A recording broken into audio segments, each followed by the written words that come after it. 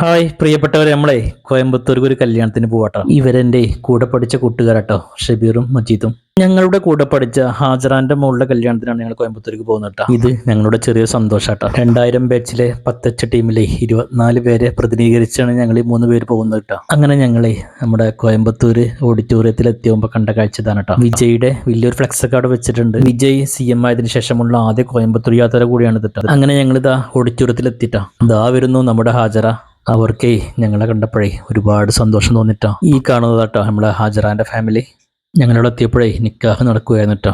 അങ്ങനെ നിക്കാഹ് കഴിഞ്ഞ് ഫോട്ടോഷൂട്ടും കഴിഞ്ഞ് മടങ്ങുമ്പോഴാണ് നമ്മുടെ TVKന്റെ ടീം വരുന്നത് കേട്ടോ. അവരുടെ കൂടെ ഒരു സെൽഫിയും ഫോട്ടോഷൂട്ടും കഴിഞ്ഞ് മടങ്ങുമ്പോഴാണ് വേറൊരു ടീം വന്ന് അവർക്കൊരു സർപ്രൈസ് ഗിഫ്റ്റ് സമ്മാനിച്ചത് കേട്ടോ. ഈ ഒരു ഗിഫ്റ്റ് കണ്ടപ്പോഴേ ഒരുപാട് സന്തോഷം തോന്നിട്ടോ. ഇവിടെ ഞങ്ങൾ നേരെ പോയത് ഫുഡ് കഴിക്കാനാണ്. ഈ കല്യാണത്തിന്റെ ഇവരുടെ ഏറ്റവും വലിയൊരു പ്രത്യേകത ഇവരുടെ ഫുഡാണ് കേട്ടോ. ആദ്യം തന്നെ നമുക്ക് കിട്ടിയത് കേസരിയാണ്. അത് കിട്ടി കുറച്ച് കഴിഞ്ഞാണ് നമ്മുടെ റാവുത്തർ സ്പെഷ്യൽ ബിരിയാണി വരുന്നത് കേട്ടോ. ഇതിലേക്ക് കുറച്ച് സാമ്പാറും പിന്നെ ചിക്കൻ കടായി, കുറച്ച് പുതിന ചമ്മന്തി ഇട്ടാ. ഇത് മൂന്നും കൂടി കൂട്ടി ഒരു പുടുത്തണ്ട് പിടിച്ചിട്ടോ, ഒന്നും പറയാനില്ല, സൂപ്പർ ഫുഡ്.